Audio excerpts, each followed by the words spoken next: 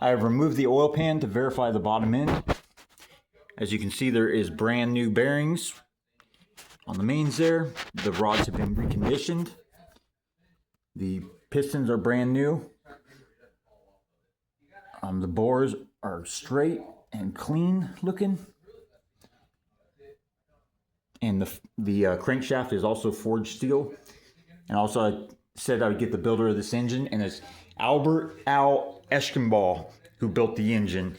He is a drag race, very well-known drag racer and engine builder of Hemis for over 50 to 60 plus years in the Phoenix area, based out of here. Valve springs and the brand new valves in here also. See if I can get this. There you go. You see all the brand new valves in there. All the way around the motor, brand new valves. Brand new valve springs to go along with the Howard's camshaft.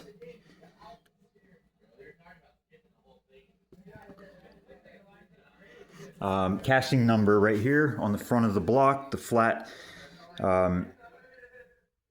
place here is S24-T4097, and it has that symbol right there. Time of production, and I guess date of production maybe right there. Here's the intake casting number 1636620. Go to the back of the block for the casting number 1636629. That's the casting number on the back of the engine block. Got the billet distributor hold down, very nice. Top of the valve train here.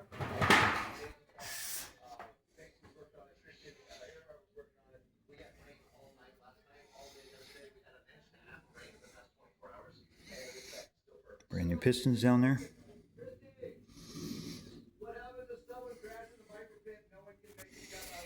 And that concludes the video.